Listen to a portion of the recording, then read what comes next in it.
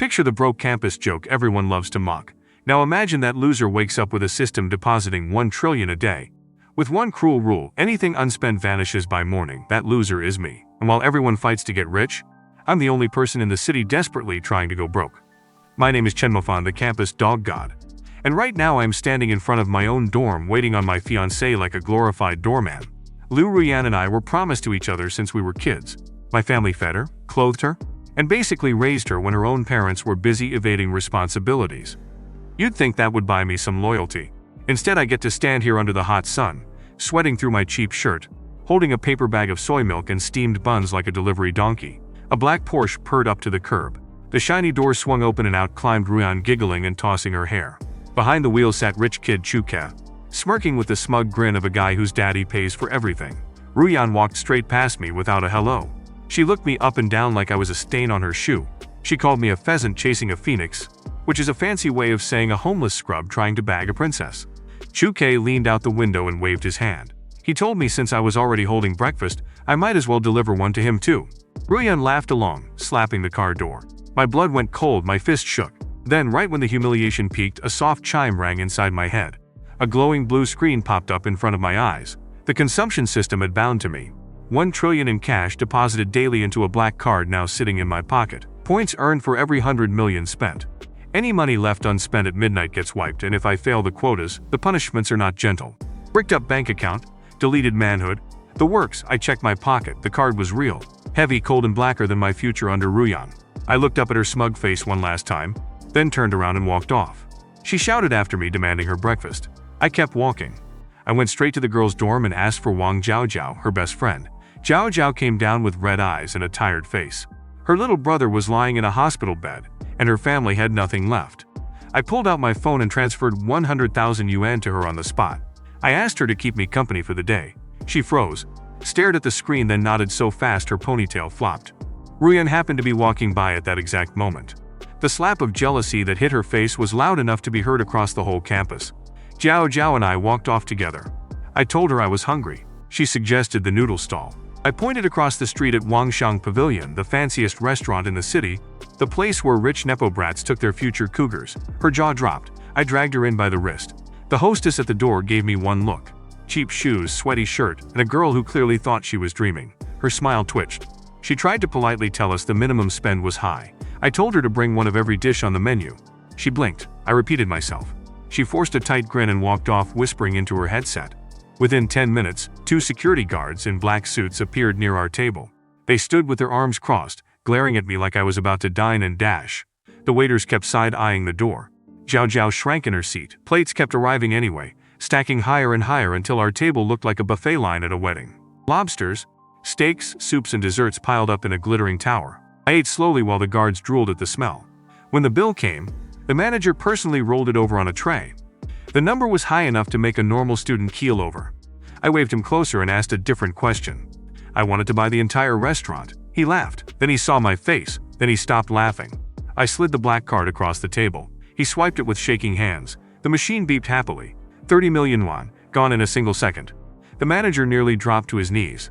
Gutsard stepped back like I was a tiger that just woke up. Jiaojiao stared at me with her eyes the size of dumpling holders, her mouth hanging open. I leaned back in my chair, picked up a shrimp, and announced that Wangshang Pavilion was now my personal cafeteria. The staff bowed in a wave. The manager promised lifetime service. Jiaojiao kept tugging my sleeve and whispering if this was a prank, like she expected me to yell psych and bolt. Word spread fast. Phones came out. Photos hit the campus group chat before we even left the building. Somewhere across town, Ruyan was probably still pheasant she dumped, just bought the phoenix's favorite nest. I checked the system screen quietly in my head. Out of 1 trillion I had spent barely 30 million. The number glowed back at me, mocking me harder than Ruyan ever did. Going broke was going to be a full-time job, and I had not even clocked in yet. After my new cafeteria deal at Wangshang Pavilion, I dragged Jiaojiao across the street to Kuyu Pavilion, the fanciest jade store in the city. The glass doors slid open with a soft hiss. Cold air, white marble floors, and rows of glittering jewelry stretched out in every direction. The smell of money slapped me in the face. Standing right in front of the jade necklace counter was a familiar pair of nepo brats, Ruyan and Chuka.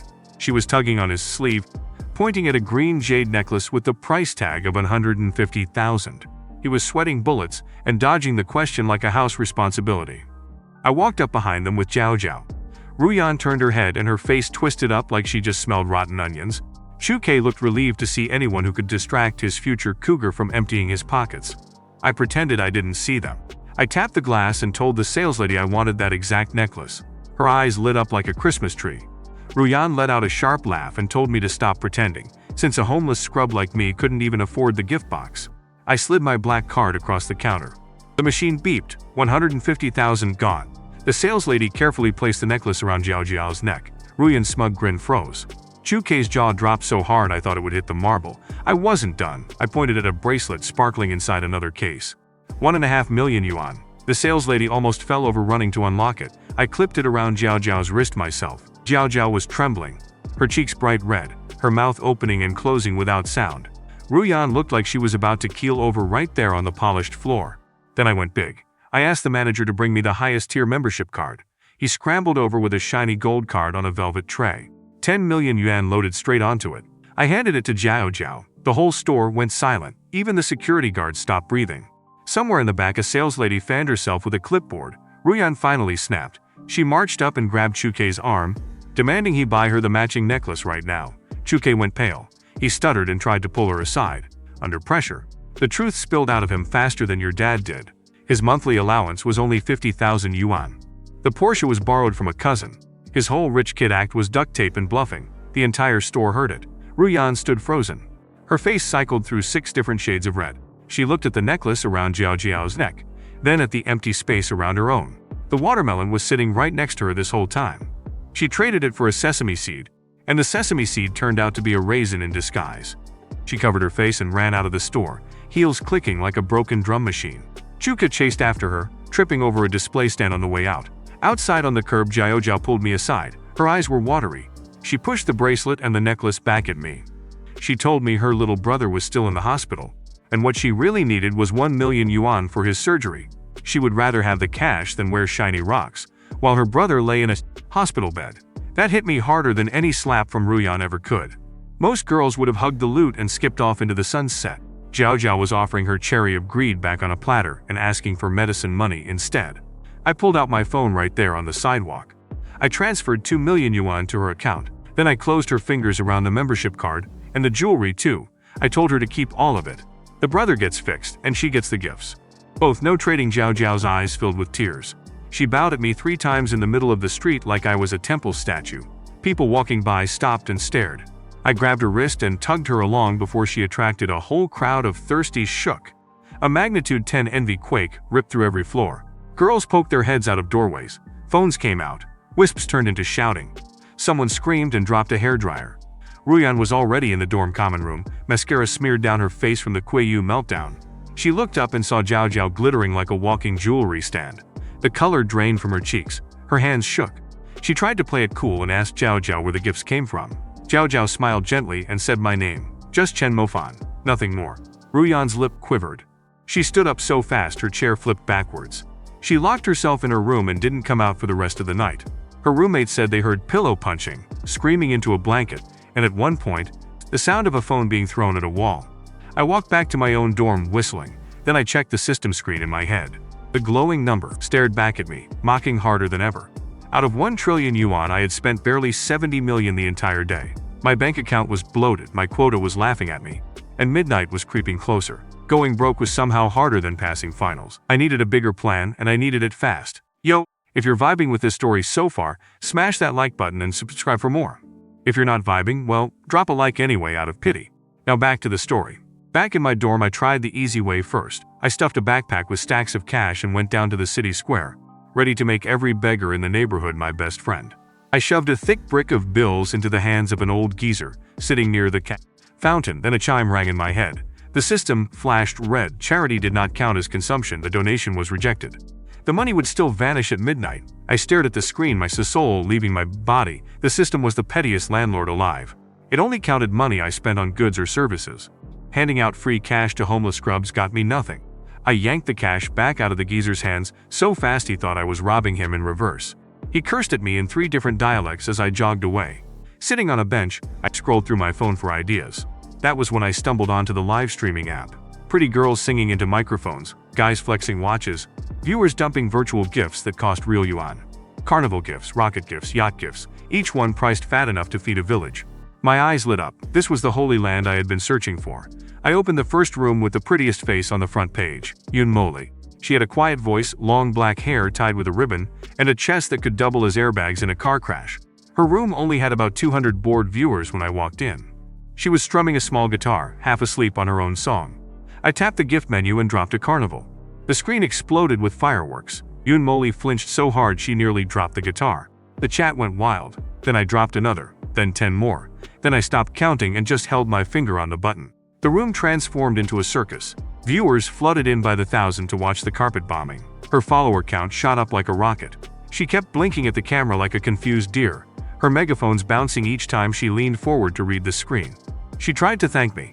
Then she tried to ask my name. Then her face changed. A new name climbed onto her gift board, Young Master Lee, the reigning tycoon of the platform. He came in firing back with his own pile of carnivals. The chat split into two armies. Half cheered for him, half rooted for the mysterious newcomer. I checked my balance, still bloated. I doubled down. He doubled down. The screen turned into a flashing rainbow that would send anyone with epilepsy straight to the pearly gates. Yoon Moli sat there frozen, her hands still on the guitar, her cookie probably going moist, watching two strangers throw fortunes at her like she was a wedding piñata. Then her stream went private. A small message popped up on my screen. She wanted to video call me directly. I clicked accept. Her face filled the screen. Up close she was even prettier, but her eyes were sharp and serious. She lectured me with the energy of a grumpy auntie. She was sure I was some broke mommy's boy who had stolen his father's company card. She told me she could not in good conscience keep money from a man who would clearly be wearing an orange jumpsuit by morning. She offered to refund every single gift. She told me to stay down to earth, find a real job, and stop trying to impress girls online like a finished man. I let her finish her whole speech. I nodded along like a submissive house husband. Then, when she finally took a breath, I tapped one button. A cartoon sticker waving goodnight popped up on her screen. Just that, nothing else. Then I dropped another carnival. Her eye twitched. She started talking faster. I sent a sleeping emoji. She raised her voice. I sent another goodnight sticker. Her face turned the color of a ripe tomato. She begged me to take her seriously. I just kept tapping the same sticker over and over. Her hair started to frizz. She kept the call going for hours, switching between scolding me, pleading with me, and threatening to block me. I refused to type a single word back. By 3 in the morning, she looked like she'd been pulled through a washing machine. Her makeup was smudged, her ribbon was crooked, and her voice was hoarse from yelling. I sent one final goodnight sticker and ended the call. The next morning, the whole live streaming app was buzzing. Young Master Lee had posted a challenge video. He called out the unknown Young Master fan for a public duel that very evening, lows her bows, and quits the platform forever. The internet exploded. Forums, group chats, and gossip pages all picked Lee to crush me hotel chain family. I was a faceless ghost with a dumb sticker habit. Bookies were not even taking bets on me. The odds had me lower than Kevin Hart's height chart. Comment sections roasted me without mercy. People called me a smooth-brained bonehead who got lucky once. They said I would croak the moment Lee opened his real wallet. They predicted I would log off, ghost the platform, and run faster than your dad did when you were born. Yoon Moli posted a short clip on her page. Dark eye circles, messy ribbon pouting at the camera. She begged both tycoons to spare her stream and act like adults. Half her followers thought she was scolding us. The other half thought she was secretly inviting both of us to fertilize her royal gardens. I leaned back in my dorm chair and smiled. The duel was tonight. Lee had no idea who he was about to face, and neither did the rest of the internet. My quota was finally about to get the workout it deserved. Before the duel, my old teacher, Old Lee, called me into his small office. The room smelled of cheap tea and older books. He was a wrinkled man with a receding hairline and kind eyes. He had heard rumors about my sudden spending and looked worried sick. He sat me down and poured a cup of tea with shaking hands. He warned me that wealth which arrives in one night can also vanish in one night. Money that is not tied to something real will slip through my fingers like sand.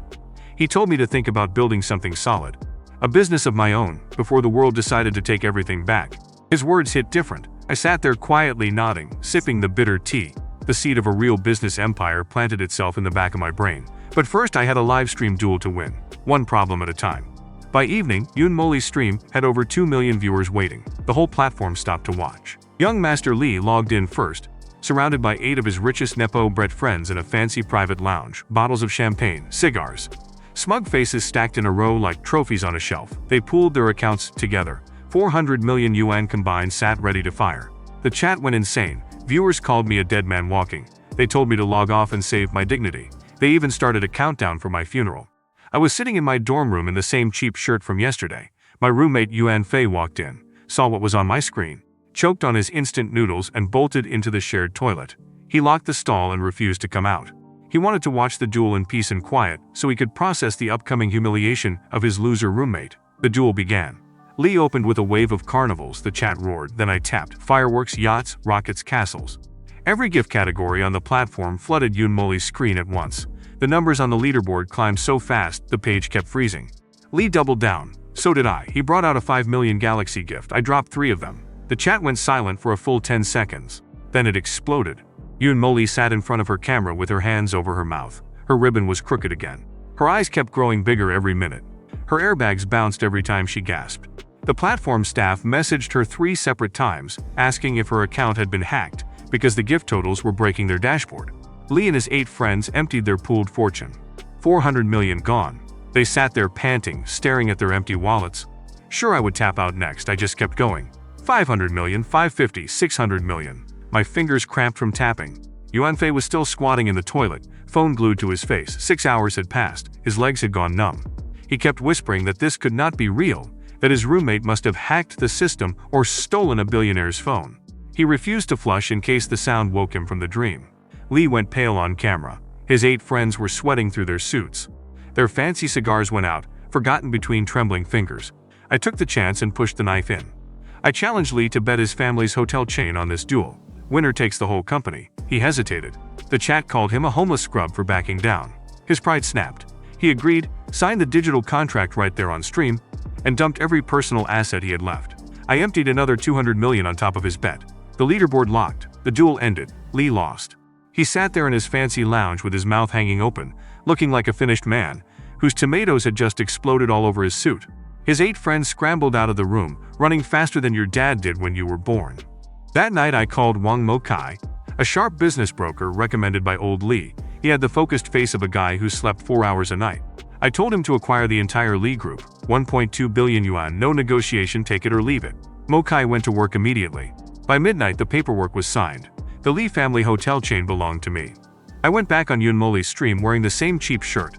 The chat was already calling me by a new name. I crowned myself with a title that fit. The sky of the live streaming world. 600 million in one night, plus a whole hotel chain on top. The internet broke into pieces. Yunmoli stared at me through the screen. Her cheeks were red, her eyes were watery. All her lectures from the night before came back to slap her in the face. She had spent hours scolding a guy who could buy her entire platform twice over. She gnashed her teeth, lowered her head, and very quietly called me brother. The chat went wild. She buried her face in her hands. Her ribbon fell out completely. In the shared toilet, Yuan Fei finally crawled out on numb legs. He looked at me with the eyes of a man who had seen a ghost. He tried to speak, no sound came out. He pointed at me, then at the phone, then at himself, then keeled over onto his bed and stared at the ceiling like he had been icicade. I checked my system screen. The number had finally moved a meaningful amount. But there was still more sitting there, glowing and mocking. The quota was hungry. The empire was just starting, and Yunmoli's little brother voice kept playing in my head. By morning, my phone was buzzing non-stop. A private Liao City rich kids group chat had added me overnight, and every single nepo brat in the city wanted to lick my boots. They called me God Fan. They sent voice messages tripping over themselves. They forwarded me their family business cards. Yesterday they would have crossed the street to avoid me. Today they were practically offering their cherries on a platter. I was now their new idol, the top of the food chain. Within an hour a high-end broker named Zhang Qiang slid into my messages. He was a smooth-talking man with slick back hair and the smile of a guy who could sell a desert to a camel. He had a property he wanted me to see. A sleek black sedan picked me up and we drove to the rich district. The villa he showed me had a tall iron gate, marble columns, a swimming pool shaped like a teardrop, and a garden so big it had its own fountain. 40 million yuan. He kept watching my face for a reaction. I bought it on the spot. I didn't even walk into the bedrooms. Then I tipped him an extra 2 million for being smart enough to mark it up. Zhang Qiang froze for 3 seconds, his smooth-talking mouth hanging open like a broken drawer. He almost fell to his knees. He swore on his deadbeat father's grave that he would be my personal property dog for life. From that moment on, every villa, every penthouse, every plot of land in the city would be brought to me first. Just as I was admiring my new pool, the system chimed in my head. A red box flashed in front of my eyes. New quota. Spend 10 billion in the next 10 days. Failure punishment. Total deletion of my manhood. My little man would be sent to the pearly gates. I almost keeled over right there on the marble floor. Spending suddenly was not a hobby anymore. It was survival. My future Kitty Slayer 69 was on the chopping block. I called Mokai immediately and told him to fast-track the hotel chain expansion. I dumped money on art auctions, jade auctions, antique furniture, and rare cars without blinking. The numbers crawled up, but 10 billion was a monster. I needed help. I needed eyes. I needed the city itself to know I was here. That evening I told the rich kids group chat that I wanted to eat street skewers, just simple street food at a tiny stall on a side street. I figured I would go alone, sit on a plastic stool, and pretend to be a normal college student for 1 hour. I should have known better. By the time I got to the stall, the whole block was clogged with supercars. Lamborghinis, Bentleys, Rolls-Royces, and bright red Ferraris lined up bumper to bumper. Every Nepo brat in Liao City had shown up. They climbed out of their cars in shiny suits and silk shirts, then immediately squatted on the dirty curb in a polite row. They were respectfully eating skewers off paper plates, holding cold beer with both hands, and refusing to look up at me directly. They were waiting just to get one glimpse of Godfan eating his dinner. The old auntie running the stall almost fainted. She kept dropping skewers into the fire. Her grill smoked like a chimney. She had sold more meat in 20 minutes than she had all year. I handed her a fat stack of cash and told her to keep grilling until the sun came up. When dinner ended, my belly was full and the rich kids were still squatting on the curb, sniffing the air, waiting for a parting word. I decided to mess with them. I walked past their fleet of supercars, ignored every single offered ride, and grabbed a shared yellow bike off the corner. I scanned the code. The little lock clicked open. I climbed on and pedaled off into the night. The rich kids went insane. They scrambled into their supercars and slowly followed behind me at 5 kilometers an hour. A parade of glowing headlights crawling after one wobbling yellow bike. Pedestrians on the sidewalk pulled out their phones. Videos flooded the internet within minutes. The hashtag #YellowBikeBigShot started trending before I even got home. Comments called me a true gigachad. Others called me a smooth-brained bonehead who couldn't afford a real car. Both sides argued for hours. I got back to my dorm dripping sweat. My roommates were already inside, glued to their phones, watching the viral clip on loop. I told them straight up that the man on the yellow bike was me. They burst out laughing. Yuan Fei, who 6 hours ago had crawled out of breathed the same air as a loser like me. The other roommate called me a delusional D, the black card. They said it was a prop. I showed them the villa keys. They said I stole them from a movie set. I pulled up the deed on my phone. They said it was Photoshop. Yuan Fei told me to stop drinking gutter water for breakfast. I gave up trying. I flopped onto my hard bunk bed in my 40 million villa weight. Wrong house, wrong bed. I went home to my dorm out of habit. Old Lee would have laughed himself silly. The system screen flickered. 10 billion, 10 days. The clock had started ticking, and going broke was about to get a whole lot scarier. The next morning I poked around the system menu and found something new. A glowing tab labeled Mall. My eyes lit up. Inside was a shop full of skills and upgrades, all priced in points I had been collecting: combat mastery, firearm mastery, lockpicking mastery, body enhancement. I tapped through them like a kid in a candy store. Each one cost a chunk of points, but staying alive in a city full of jealous Nepo brats and gangsters seemed like money well spent. I bought all 4. The change hit me at once. My back straightened, my shoulders broadened, my muscles tightened under my cheap shirt. I could feel every bone in my body humming.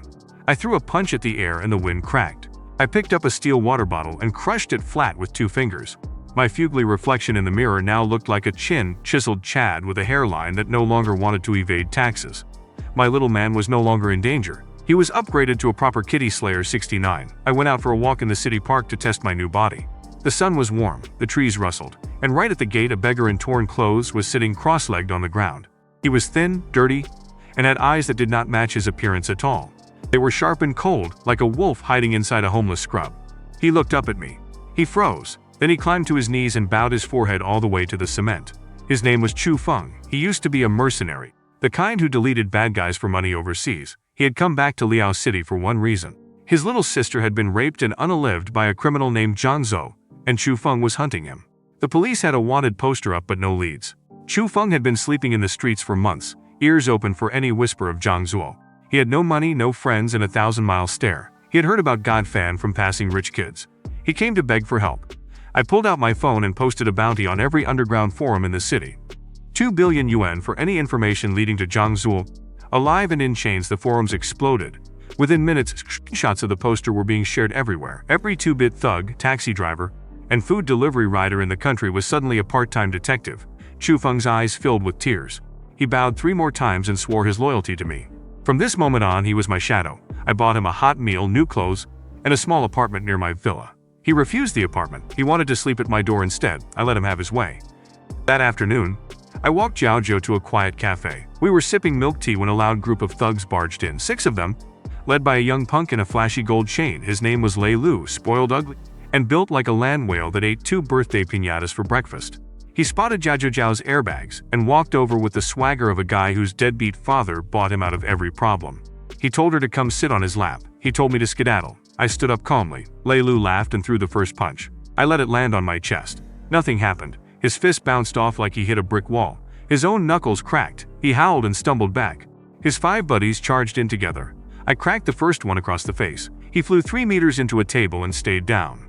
The second one tried a kick. I caught his leg and tossed him through the cafe window. The third one wet his pants right there on the spot. The last 2 grabbed Lei Lu and ran out of the cafe faster than your dad did when you were born. Jiao Jiao stared at me with wide eyes. Her milk teacup was still in her hand, frozen halfway to her mouth. She told me my new muscles must have been put on me by aliens.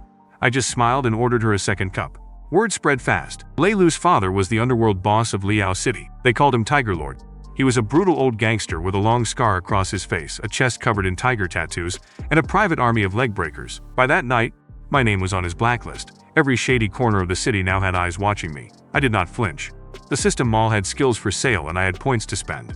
The next day, Jiao Jiao asked me out on a real date. An amusement park outside the city. Roller coasters, cotton candy, and Ferris wheels.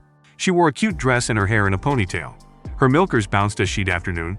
I was just a normal college boy with a pretty girl on his arm. But my newly upgraded senses kept tingling. Halfway through the day, I noticed a thin, scrawny man tailing us. He had hollow cheeks, yellow teeth, and the loser stench of a guy who had not showered in a week. Skinny Monkey, one of Tiger Lord's enforcers. He was sliding through the crowd, always 20 steps behind. His eyes locked onto Jiao Jiao with very bad intentions. I pretended not to notice. I let Jiao Jiao pull me toward the haunted house. The line was short. The big plastic doors creaked open. Skinny Monkey slipped in right behind us, his hand reaching into his coat pocket for something heavy. The haunted house swallowed us whole. Inside the haunted house, the fake walls glowed purple. Plastic skeletons hung from the ceiling on rusty chains. Cheap fog crawled across the floor. Jiao Jiao squeezed my arm tight, her airbags pressing against my elbow as she giggled and squealed at every jump scare. We turned a dark corner, and the trap closed in. 3 men jumped out from behind a plastic coffin. Skinny Monkey from earlier plus 2 bigger thugs. The leader was a brute called Scarface, a balding bonehead with a long pink scar slashed across his cheek and the loser stench of cheap whiskey. He had a pistol in his hand. The other one was a younger goon they called Stubby, soft in the middle, with the face of a person of calories. They grabbed Jiao Jiao first and clamped a cloth over her mouth. She passed out in 3 seconds. I let myself get tied up too. Iron cuffs clicked tight around my wrists. They dragged us into a hidden back room behind the haunted house. A forgotten storage space full of broken animatronics and dust. Scarface put the gun to my forehead. He laughed and bragged about Tiger Lord paying him to break my legs. He demanded a ransom of 50 million yuan on top, just for fun. Skinny Monkey kept eyeing Jiao Jiao's unconscious body with a look that made my blood boil. Stubby just kept sniffing his own fingers nervously. I stayed calm. Inside my head, the system pinged. I had lockpicking mastery loaded. The cuffs were already half open in my mind. I just needed time. So I started talking. I told Scarface that 50 million was an insult. I was the man who spent 600 million in one night on a live stream. If he was going to grab me, he might as well grab smart. I suggested he double the ransom. Then I suggested he triple it. His eyes lit up like a slot machine. Stubby's mouth fell open. Skinny Monkey's smile twitched. I leaned in further. I told Scarface that Stubby and Skinny Monkey were going to take their cut and bolt. They were probably already planning to split the money 2 ways and leave him with nothing. I dropped little hints. I mentioned that Stubby had been whispering to Skinny Monkey earlier in the line. I told Scarface he should think about who he could really trust. Stubby panicked. He started swearing on his deadbeat father's grave that he would never betray Scarface. Skinny Monkey told Stubby to shut his trap. The room turned hot. Scarface's gun hand shook. Then I sweetened the pot. I told Scarface the ransom should be 300 million, just for him. The other 2 could share 50 million. Scarface's pupils dilated like tomatoes about to explode. Stubby cried out that this was unfair. He had a sick mother. He needed his share. Skinny Monkey shouted that Stubby was the snake in the room, not him. Scarface swung the pistol back and forth between them. His scar twitched. The fog hissed out of a broken machine. The argument grew louder until Stubby lunged at Scarface to grab the gun. Scarface flatlined Stubby on the spot. 1 shot to the chest. Stubby keeled over backwards into a pile of broken zombie heads. Skinny Monkey froze. Scarface kept the gun pointed at him, breathing hard. That was my window. I slipped the cuffs open with 1 twist of my wrist. Lockpicking mastery worked beautifully. I stood up. Scarface spun around. I closed the distance in one step. I twisted the gun out of his hand and tossed it across the room. Skinny Monkey bolted for the door. I caught him by the collar and threw him into the wall. His head bounced off the concrete and his lights went out. Scarface swung a wild punch. I dodged. I grabbed his head with both hands and snapped his neck clean. He dropped to the floor like a sack of potatoes. 3 goons down in under a minute. I picked up Jiao Jiao gently and carried her out of the haunted house. Park guests scattered in panic when they saw the bodies through the open door. Someone called the police. Sirens wailed from down the street. A young police officer arrived first. She climbed out of the car with a strict face, sharp eyes, and a tight ponytail. Her name was Teng Fei. Tall, slim waist, and a pair of milkers pressing against her uniform that drew every officer's eyes in her squad. She took one look at the dead bodies and the cuffs at my feet and slapped me in handcuffs as the main suspect. I let her. There was no point fighting a cop in uniform. Jiao Jiao was rushed to a hospital for checks. I was rushed to the station. I sat in the small interrogation room. Teng Fei circled me like a hawk, demanding answers, telling me she did not care how rich my parents were. Then my phone buzzed on the table between us. Yun Moli was video calling me. Teng Fei reached over and tapped accept on instinct. Yun Moli's face filled the screen. She saw the police uniform. She saw the handcuffs. Her eyes went wide and she screamed my name, calling out for Godfan, asking who hurt me, promising to fly down with lawyers. Teng Fei froze. The other officers crowding the door behind her froze too. The whole station fell silent. The man in handcuffs was the same man who spent 600 million yuan on a single live stream. Teng Fei's strict face cracked. She fumbled with the key and uncuffed me herself, apologizing through clenched teeth. The chief of police rushed in with tea and biscuits. The whole station treated me like a god. Before I left, Teng Fei pulled me aside. She quietly handed me a wanted poster. A grainy face stared back at me. Jiangsu, a rapist murderer, the very man Chu Feng was hunting. Teng Fei asked if I had connections that could help her track him down. I pocketed the poster and nodded slowly. Another collision was being set up in the dark. That night, Yun Moli called me again. Her hair was a mess, her eyes were red, and her ribbon was nowhere in sight. She had been crying on the way to the airport.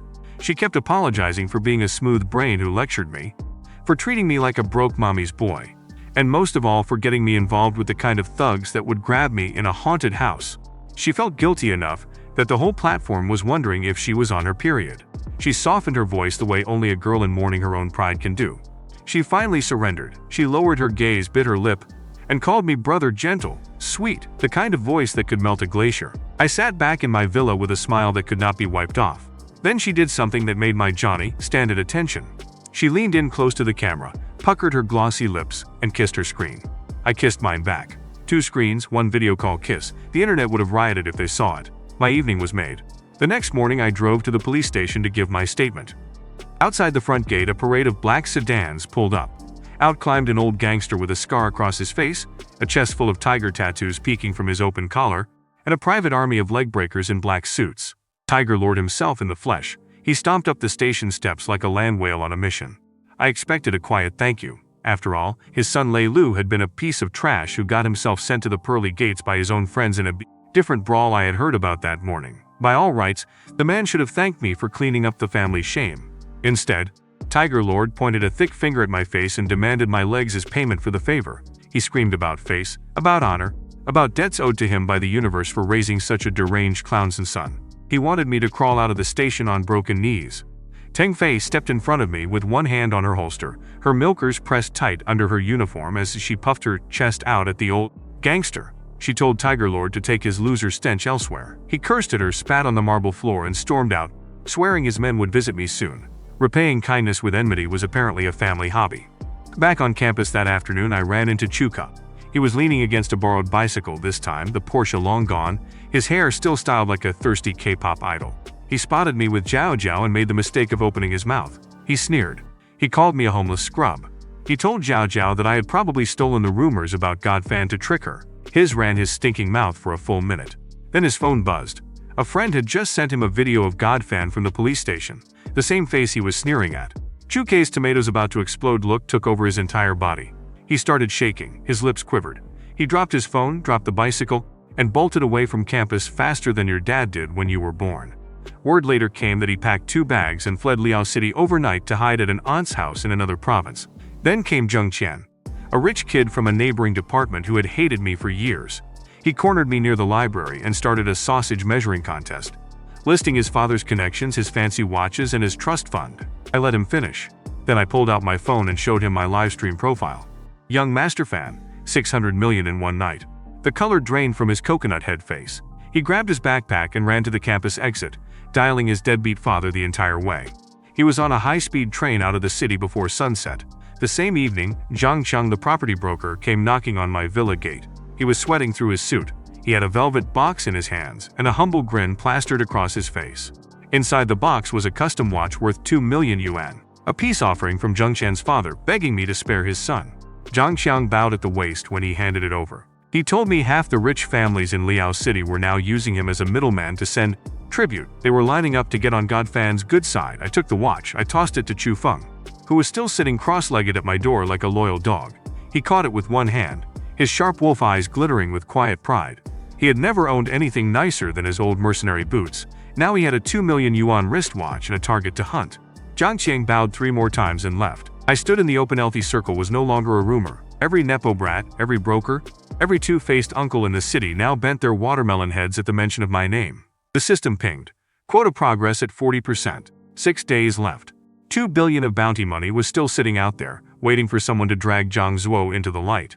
The hotel chain was bleeding capital fast under Mokai's growth plan. The board was already drawing up an expansion map. I sipped my tea and smiled. The empire was forming. The hunters were closing in. And somewhere in the dark, Zhang Zuo's face was about to start trending. The bounty I posted finally caught fire. 2 billion yuan for the rapist murderer Zhang Zuo lit up every forum, every group chat, and every short video page in the country. Strangers from one province to another printed his face on flyers. Taxi drivers studied his nose on red lights. Food delivery riders scanned every alley they passed. The whole internet had been turned into one giant pack of hunters sniffing fingers for blood. The trouble was, Zhang Zuo had not stayed hidden in a cave. He had been hiding in plain sight all along, working as Tiger Lord's top enforcer under a fake name. Li Yu, tall, broad, with cold eyes and a buzz cut that screamed criminal aura, in a Tiger Lord stronghold deep in the city.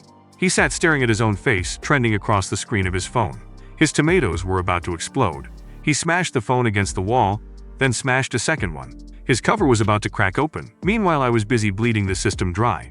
I called Mokai to the villa and laid out my real plan. Old Li's seed had finally bloomed. I poured 10 billion yuan into a nationwide hotel empire built off the bones of the old Li group. Mokai's eyes nearly popped out of his enormous head. 10 billion in one signature.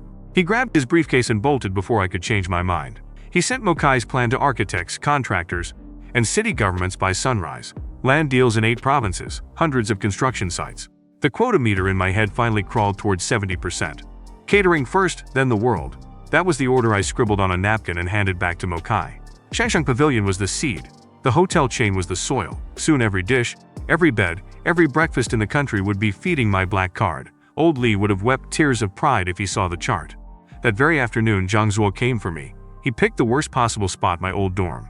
He stormed onto campus with 3 of his Tiger Lord underlings in black jackets. He thought a young rich brat must be soft. He thought he could grab me, beat me, and force me to take down the bounty before fleeing the country. He underestimated everything.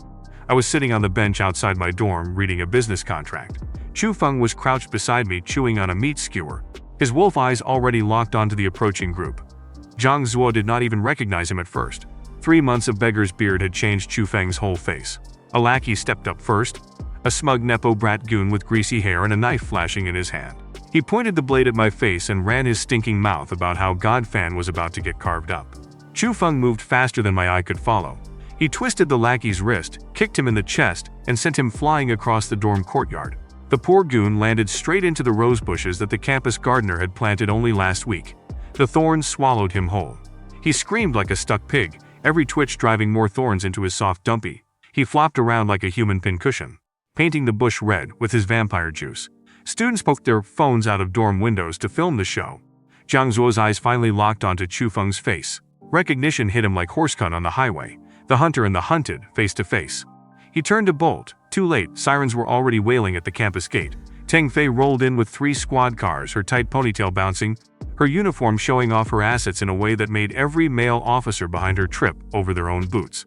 She raised her gun and barked at Zhang Zuo to freeze. He raised his hands very slowly. The smug enforcer mask was gone. He looked like a finished man who had just realized his unripe cherry of freedom was about to be popped by the state. Teng Fei slapped the cuffs on him personally. She did it in front of every student now crowding around with phones up. He did not get to save face. He did not get to fight back. He just dragged away with vampire juice still dripping from his lop to one knee in front of me, head bowed, tears running silently down his cheeks for his little sister.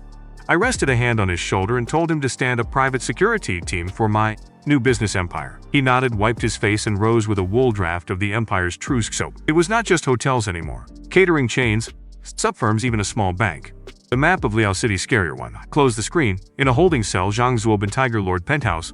The old gangster crushed a teacup, swearing the same. And in my villa, I sipped fresh tea and waited for the next round to begin. The next morning, I was walking Jiao Jiao to class when a black Mercedes came roaring across campus, blasting its horn like a deranged clown was driving it. The driver was a classmate named Feng Fei, a jealous bonehead with a frying pan head and the personality of a stuck pig. He had been hating on me for weeks. He swerved in front of us, splashed a puddle onto Jiao Jiao's dress, and laughed out the window. He yelled that a homeless scrub like me would never afford a car. He kept revving the engine, blocking our path, and running his stinking mouth about how Jiao Jiao should ride with a real man instead. Before I could move, a bright red Ferrari pulled up behind us. Out climbed young Master Bai, the heir of one of the biggest property groups in Liao City. Tall, sharp suit, and the polished smile of a true Nepo brat. He had been in the rich kids group chat from day one.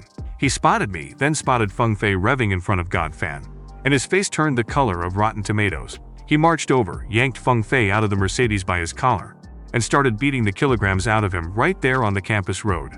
Punches rained down. Feng Fei wailed and rained in his pants on the second slap. By the third slap, his nose was leaking vampire juice down his shirt. Bai shouted at him for daring to disrespect God Fan, then dragged him to my feet and ordered him to bow. Feng Fei kowtowed 3 times into the wet pavement. Students filmed everything. I just patted Jiao Jiao's shoulder and walked on. Bai bowed to me, jogged back to his Ferrari, and offered to escort me anywhere I wanted. I told him to take us to the Mercedes dealership.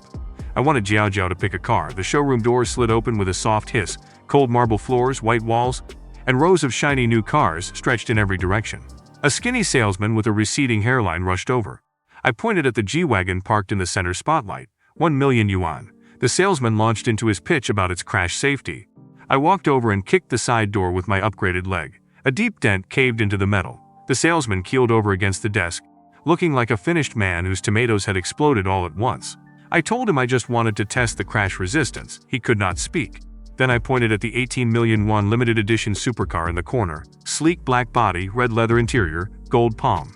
Her milkers heaved as she gasped, her eyes filled with tears. She tried to push the keys back. I closed her fingers around them. The deal was final. Bai watched from the side and bowed his own watermelon head in respect. We were about to leave when 12 men poured into the showroom. Zhang Zuo. He had bribed his way out of holding overnight, paid off some corrupt low IQ guard, and gathered every Tiger Lord enforcer he could find. He marched in with the swagger of a guy whose unripe cherry of freedom had not been popped yet. He pointed a thick finger at my face and demanded 1 billion yuan as compensation for ruining his life. He shoved a tablet under my nose with a bank account ready to receive the transfer. He turned his cold eyes on Bai next. He sneered at the property heir, mocked his fancy suit, and slapped him across the cheek hard enough to send him stumbling into a display car. Bai's lips split open. He bled. He kept his head up though. He stepped between Zhang Zuo and me. He offered 100 million of his own family money to protect me. He swore on his grandfather's grave that he would back God Fan no matter what. I was honestly surprised. Bai had only known me through chat. He had never received a yuan of mine. Yet he was willing to bleed and burn his fortune in my name. The rich kid group chat loyalty went deeper than I thought. I told Bai to stand back. I let Zhang Zuo get fully carried away with himself. He puffed his chest, he laughed, he spit at the marble floor. He turned around to brag at his 12 goons. He waved the tablet in the air. He demanded my black card with one hand stretched out. Then I moved. 1 step forward, 1 pulled back fist, 1 punch. My knuckles connected with Zhang Zuo's chest. The crack echoed through the entire showroom. He flew 3 meters through the air. He smashed through a glass display panel. He landed on the hood of a parked Mercedes and bent the metal under his back. He coughed vampire juice onto the windshield. His 12 goons froze. The salesman fainted on the spot. Bai's mouth hung open so wide a small bird could have flown in. Zhang Zuo tried to crawl off the hood. He failed. His ribs were caved in. He was still breathing, just barely.